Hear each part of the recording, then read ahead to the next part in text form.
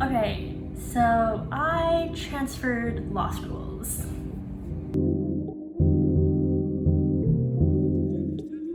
Hello, my name is Caroline. Welcome to my channel. I'm a law student and I just transferred law schools.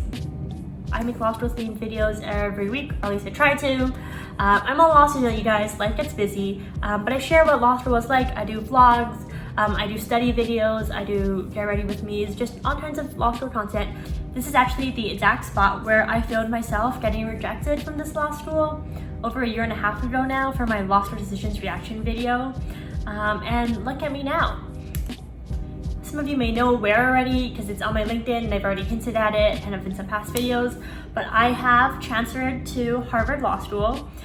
This is like a dream come true for me. Like, I've known that I've wanted to go to law school for a very long time, and obviously it's Harvard Law. Like, it's at the top of a lot of people's lists in terms of dream law schools, and I get to go. It honestly, for so long, did not feel real, which is why I put off making this video for so long. Actually, let me insert the clip of me getting rejected last admission cycle.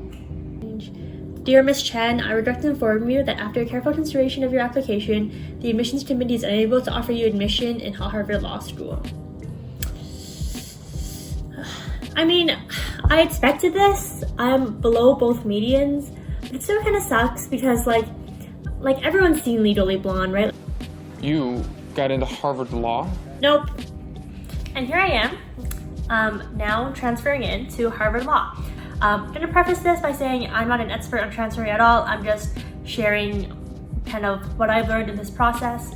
I did not go into law school with the plan of transferring. I attended law school fully expecting to spend all 3 years at Michigan. And I just want to say that I absolutely loved Michigan. I'm not transferring because there was something wrong with Michigan, because I didn't like the courses, because I didn't like my friends. Like, I think the hardest part about this has been leaving Michigan.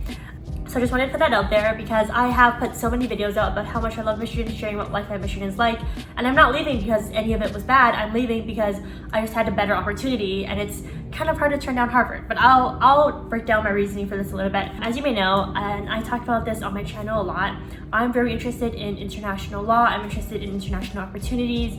I'm interested in both public and private international law, and just the doors that a Harvard law degree would open, both domestically and internationally, are just much more than what Michigan could have opened for me. And so I made the strategic decision to come to Harvard to finish my law school degree. And I've noticed even in like early interview week, which I'm doing right now, actually, I'm filming this video during my interview week, just the number of firms that come to Harvard, there's a larger variety, there's more prestigious firms, there's more firms that do just exactly what I want to do that are coming to Harvard's EIW that were not coming to Michigan's EIW. So it really just opens more doors. During my law school year, so my next 2 years, Harvard offers way more international law and comparative courses. Like, don't get me wrong, Michigan had some options and Michigan had some really great professors, but Harvard just had way more. There are so many professors at Harvard that I'm just so excited to study under. The number of course options are fantastic. Like, the course opportunities at Harvard are just kind of unparalleled. I'm also very interested in clinics. I mean, I worked at the Innocence Clinic this past summer, and Harvard had more international law focused clinics. So they have a human rights clinic that I really wanted to work with because it can be hard to get into human rights work, especially since I'm going to firm route. And so I thought it would be a great opportunity to try and do that during law school, and Harvard lets me do that through this clinic. So just Harvard provided more learning and clinical and employment opportunities that I felt like I could get at Michigan. And honestly, like, once you have that Harvard offer on the table, it's a little bit hard to turn them down. There were some considerations that I had against going to Harvard though, so I'll just talk through them for the sake of transparency.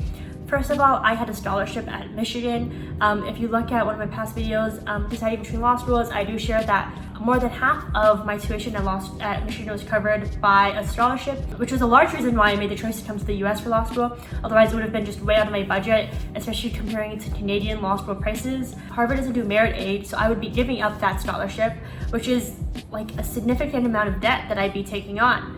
Harvard does do financial need-based aid, and so I have been able to get some of that, but it's not quite the same. So finances were a huge consideration for me. Another consideration that I spend a lot of time on is I've made my first year law school friends. Like, your first year law school friends are some of the friends that you're gonna be friends with for the rest of your life. You went through first year law school together. Like, that is a bond building experience, you know? And I would be leaving them, this community. Like, I had a lease with like an amazing roommate.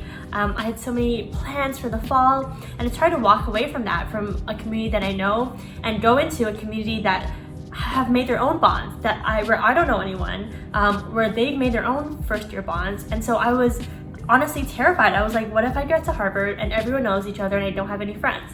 Something that made this decision a little bit easier is Harvard was actually fully remote for their 1 out year, whereas in Michigan, I was hybrid, so I was able to meet people in person. So I know that if I go to Harvard in the fall, everyone is meeting each other for the first time in person. So I feel like it's a little bit easier to fit in then, where people are still very excited to meet each other because they're all on campus for the first time. It'll also be my experience, and I'll also be on campus for the first time.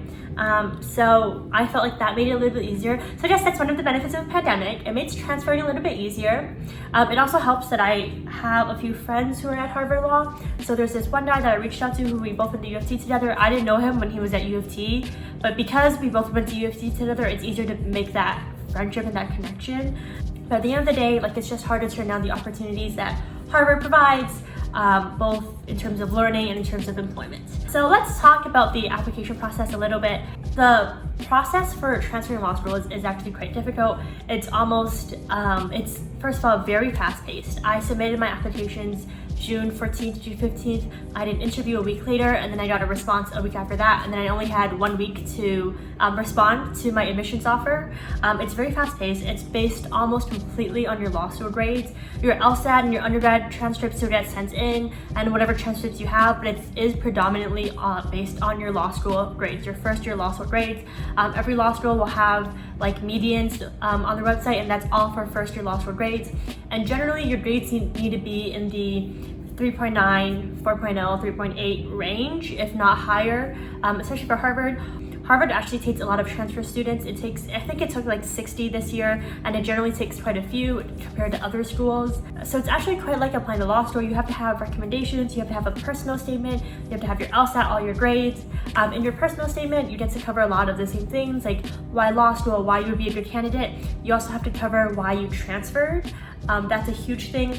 If you have like a reason to be in the city, if you have a reason to be at that school. If you're thinking about transferring, from my own personal experience, I wouldn't approach it as, you know, going into law school with the intention of transferring, because it is very hard to transfer, especially into a top tier law school like Harvard. Your first year grades have to be phenomenal. If I had gone in with the sole intention of transferring and knowing that I had to get like a 4.0 to transfer, I don't think I would have done as well. I think I did well this first year because I was like, okay, I'm gonna try my hardest, and whatever grades I get, you know, that's the hardest that's the best I could have done, and that's what I got to live with, and I ended up doing pretty well. I definitely didn't go into Michigan with the intention of transferring. I loved Michigan, I still love Michigan. I'm gonna miss that library so much, but I just, you know, this was the better choice for me. I'm happy to try and answer any questions about this transfer process. This was definitely more of a, you know what, I'll submit an application and see what happens. And I got into Harvard Law School, so that's what happens.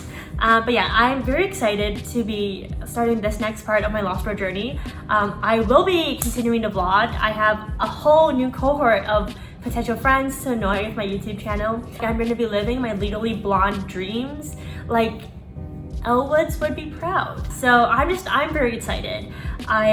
This has been a dream of mine for so long now, and I get to say I go to Harvard Law in the fall. Let me know if you have any questions I can answer. And thank you so much for watching, you guys. Like, comment, subscribe, and I'll see you in the next video.